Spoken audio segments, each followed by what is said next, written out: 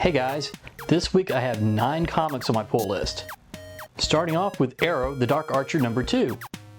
Now, last time I reviewed this, I said I liked it, but I was kind of hoping that more was explained in the next issue. Well, there's not really much explained in this issue either. I still like it though, so I'm gonna keep reading it next month. Next we have Star Wars, Kanan #10. Now, I've been a big fan of this series. I really like how it explains the backstory of Kanan from Star Wars Rebels, back when he was a Padawan called Caleb Doom. In this issue, Kanan is in a Bacta tank after being literally stabbed to the back in the last issue. There, he recalls another time he was in a Bacta tank as a Padawan, and about the mission he went on after that. Next up we have Black Magick issue #4. Now, I'm behind on this series. I read the first one and I really liked it. I really like the noir feel of it. The color palette and everything's really good. So I really look forward to catching up on it. Next up, it's Doctor Who, the 10th Doctor, Year 2, #5. That's a mouthful. Now, I haven't always been real thrilled with the direction that the Doctor Who comics have gone in. A lot of the stories seem to come across as really, well, comic booky instead of being more like the stories that you see on TV, with the exception of there was a really good one last year featuring the 10th Doctor and the Weeping Angels. In this issue, the Doctor and Gabby are on prehistoric Earth.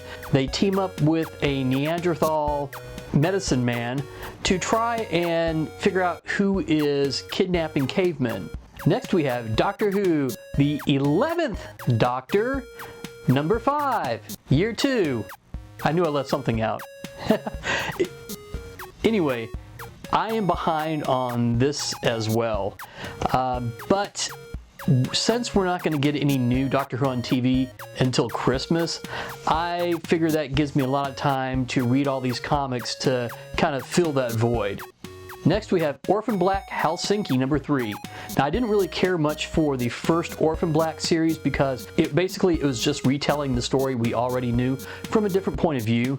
But in Helsinki, they're actually telling a new story with new characters, and so far I really like it.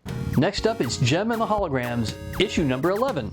Yes, this 40-something-year-old man is reading Jem and the Holograms. Deal with it. I really like this series, actually. There's no big, heavy plot, but I really like the way that they portray the women in this. They're all different sizes and shapes, like real women. And I love that Pizzazz's cat is named Mad Mardigan. Next up, it's Moon Girl and Devil Dinosaur #3.